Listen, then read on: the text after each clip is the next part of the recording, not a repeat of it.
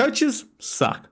I'm a head coach of a school and of a junior volleyball program, and that means I'm responsible for coaching coaches and creating spaces where coaches grow to be their best possible selves.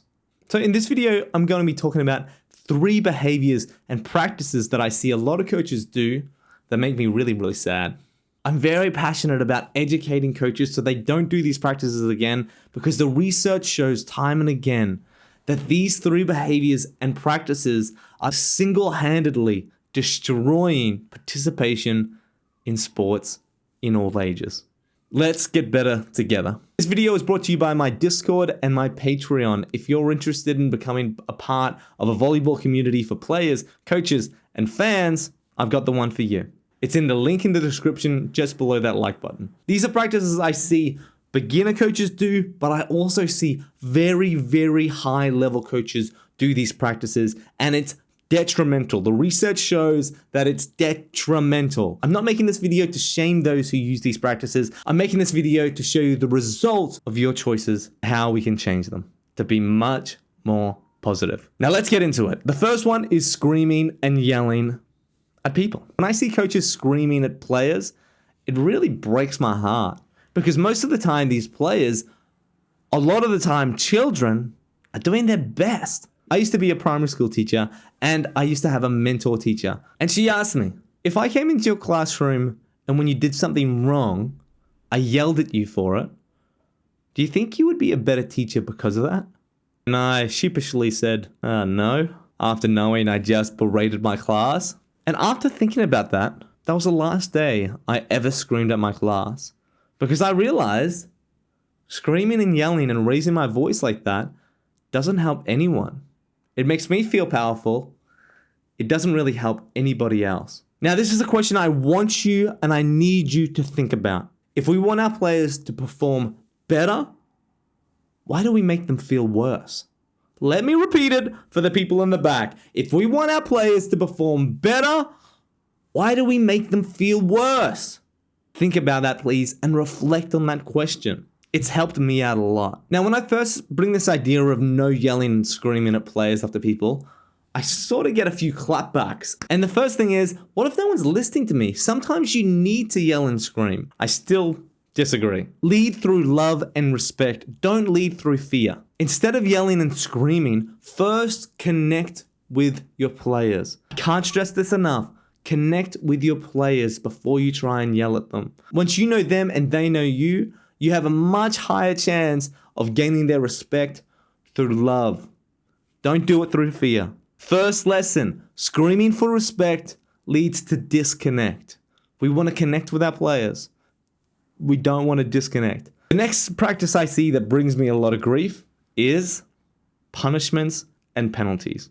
Punishment is the fastest way to get your players to resent you and maybe resent the sport they're playing. If we punish our players for failing, what are we really telling them? It's usually more than you think. Now, as I said before, I'm a head coach and I coach coaches. I used to have a coach that would make players do push-ups after they failed to serve. When I asked, their reasoning was, if they get punished for failing, they're not going to do it for long. And I totally agreed with them. I said, yeah, they won't do it again because they won't try it again. Let's put this idea into another learning environment. Let's say we're in a math class, the teacher asks a question of the class.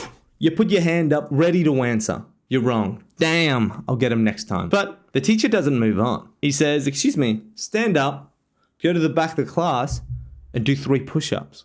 You'd be like, what? That doesn't even make any sense. When we put it into a scene like that, it really shows how illogical punishment is. Are you ever going to put your hand up again? You would never. You're probably going to start hating your teacher, and you're going to start hating math, and you're going to think it's because it's your fault. It's not. It's the teacher's fault. And now you see how much we're telling our players.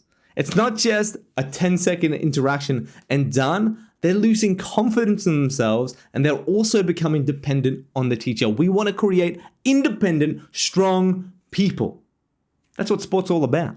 Instead of giving punishments for failure, instead give corrective exercises. And to do that, you need to connect with the player, you need to provide them with relevant information, and you need to guide them through those exercises. Let's say someone misses their serve again. Instead, you could talk to them, hey, try this exercise 3 times before you go and serve again. There's no punishment, and the player actually knows you care about them now. It's not just a power trip. They're like, oh, all right, I'll do push-ups. It's being like, oh, this person cares about me. They know what they're talking about, and they want me to get better. Massive difference. Lesson 2, punishing failure leads to fear of failure. And as we know, failure is learning. Number 3 isn't much of a practice, but it's more of an attitude. Winning at all costs. The problem with winning at all costs is that you're putting the focus on the result, not on the process. Research in so many fields show that the best coaches that win the most have systems in place for the processes, and that gives them opportunities to win. The best coaches focus on the process and they let the results figure themselves out. When I was at university for teaching, we talked about a study between teachers and students and the encouragement we gave them. In the first group, when students were doing math questions and got them right, teachers would give them feedback that sounded like this: "Good work, you're so smart." Or, "Well done, you're a genius." In the second group, after students finished a hard question, the feedback given was a little different. "Whoa, you worked really hard to get this answer." Or, "Put a lot of time into this and you got to the right answer." What the research found was very, very interesting. Students in the first group, when given a very hard question, were much more unwilling to give it a shot and spent much less time trying to figure out the answer. Compare that to the second group. When group 2 encountered a very hard question, they were much more willing to give the problem a crack, and they spent far more time trying to work it out. When people are told they are smart, they identify as smart people. And guess what? Smart people don't do. Work hard and fail. When we encourage the hard work people do, they're much more willing to work hard and fail. Isn't that interesting? When we focus our feedback on the process, our players are much more resilient and willing to give hard things a go. When we focus our feedback on the result, we teach our players to be helpless. Focus on the process, and the results will come. Remember, winning is important, but it's not the most important. Don't lose your way looking at a result. Find your why and start there. My why is to make strong players stronger people. And that guides me. Why do you coach? If it's to win, you're probably missing the point. Lesson 3, coaching to win leads to losing more than the game. Our players go into this world with the tools we give them. Some we give intentionally and others we don't. But our players pick them up either way. We want our players to mature as loving, kind, independent, strong people. We need to start showing them what that looks like. Let's be better than those who coached us. Just because we survived doesn't mean we thrived. Remember these 3 pitfalls to avoid. Screaming for respect leads to disconnect. Punishing failure leads to fear of failure. And coaching for the win leads to losing more than the game. What do you think? Do you agree? Do you disagree? Do you think there are times we should yell at our players? I'm still not sure. I'd love to know your thoughts. Remember, if you want to be a part of a volleyball community, come join my Discord. If you want to become a better coach, check out my Patreon in the link in the description below the subscribe button. You get better with your practice, so go practice being kind, leading through love, and focusing on the process. Coach Artie!